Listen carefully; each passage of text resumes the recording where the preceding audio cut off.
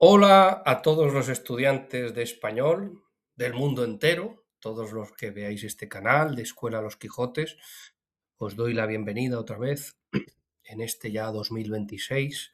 Ya tengo algún vídeo más, pero este es uno también un poquito más profundo. Hoy quiero hablar de las fábulas o ese concepto de la fábula. Entonces, siendo prudente, como todo buen profesor y también buen alumno y estudiante, al final el profesor y el alumno difieren muy poco.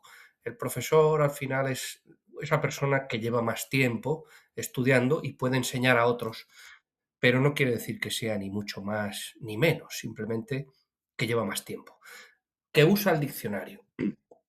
Usa el diccionario, tiene el diccionario siempre al lado, lo manosea, lo abre, lo consulta, lo subraya a lápiz, lo anota, lo vuelve a repasar. Es el diccionario de la Real Academia Española. Seguramente es el diccionario más completo. Hay otros grandes diccionarios, como el de María Moliner y otros excelentes diccionarios, el diccionario Vox. Hay muchos otros. Pero este es seguramente el más completo. Entonces, fábula, en su quinta acepción, pues tiene 9 anotadas, dice: ¿qué es una fábula? Una fábula es una composición literaria, generalmente en verso, es decir, se hace rimado y con ritmo para que quienes lo escuchen lo recuerden mejor, en que por medio de una ficción alegórica y de la representación de personas humanas y de la personificación de seres irracionales, esto es normalmente animales, o bien inanimados o abstractos, se da una enseñanza útil o moral. En algunas fábulas aparece un burro, aparece un león, aparece un zorro, aparece un cuervo, que hablan el idioma de los seres humanos porque ellos también tienen su propio idioma, pero hablan nuestro idioma en esas fábulas. Pues bien, mediante este género literario se intenta o se persigue dar una enseñanza moral y ética. Entonces, en el diccionario de sinónimos, que también es siempre una herramienta muy útil para el que quiera aprender un idioma, diccionario de sinónimos y contrarios, o también, como se decía antes, y antónimos. ¿Qué dice de fábula? Fábula dice apólogo, cuento, ficción, mito, leyenda o invención. Yo recuerdo de joven, tenía un profesor que me decía: ¿cómo te gusta fabular? Fabulas. Y yo decía, pues bueno, es algo bastante literario, ¿verdad? Pero bueno, yo quiero hoy hablar de los grandes artistas brevemente.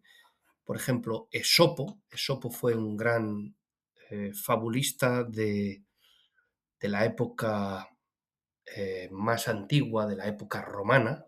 Él escribió, en realidad es el padre del género, y escribió fábulas muy conocidas en latín. Después ya,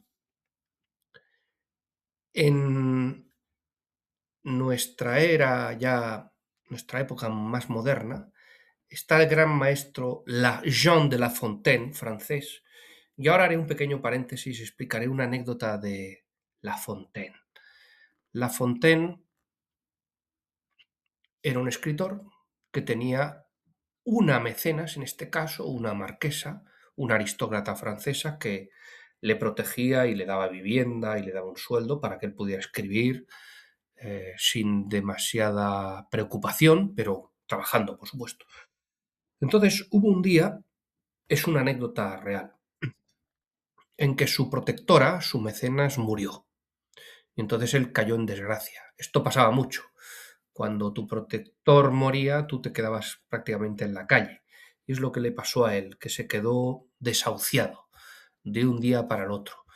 Entonces, uno de sus discípulos, alumnos y personas que le seguían, enseguida con su mujer dijo: tenemos que ir a buscar al maestro La Fontaine y decirle que venga a nuestra casa para que se establezca aquí. Imaginaos la gran generosidad que había en aquel tiempo.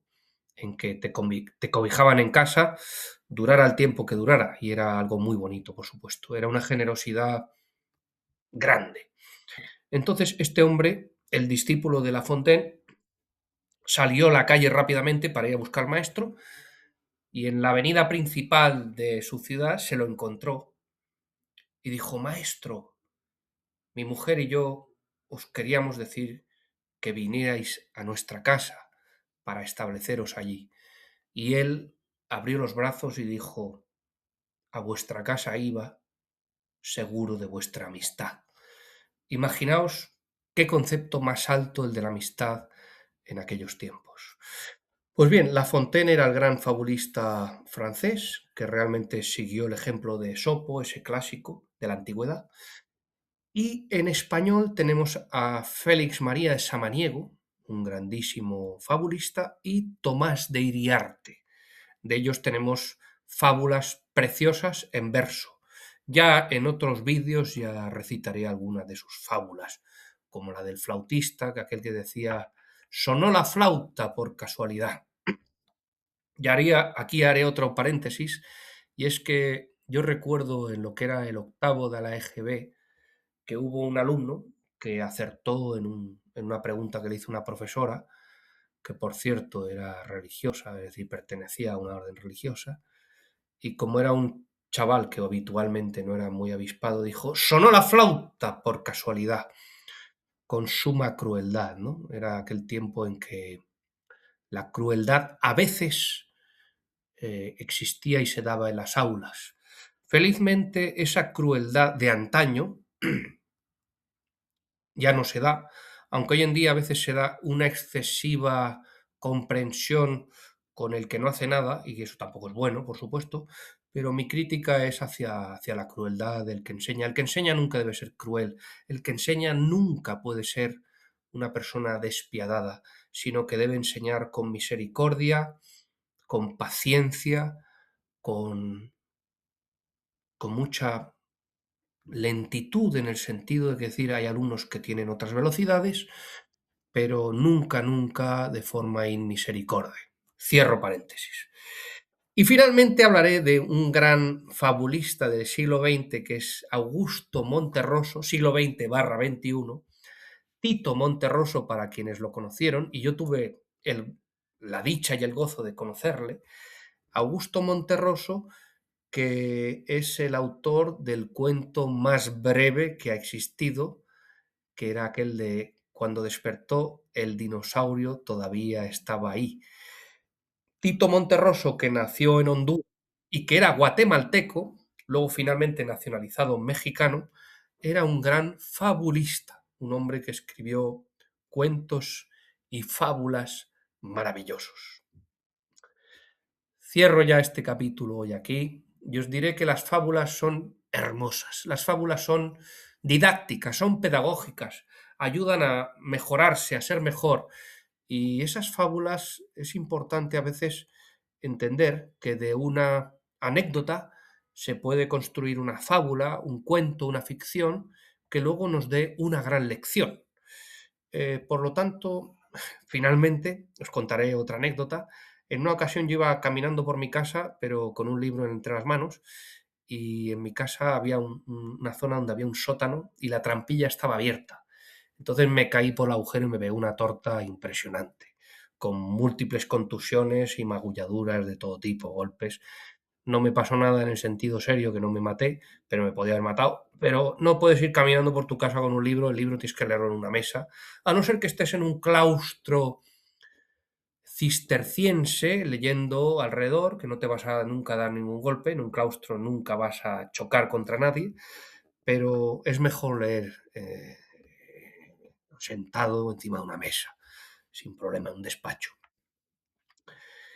Cierro aquí este vídeo y os diré que después de mucho meditarlo, lo voy a decir, estoy bastante harto de tanto estulto, tanto necio, tanto estólido, tanto alelado y tanto bobo, por no decir tanto gilipollas que hay por ahí diciendo cosas por internet. Hay que decir que la sensatez y el buen juicio debe primar siempre.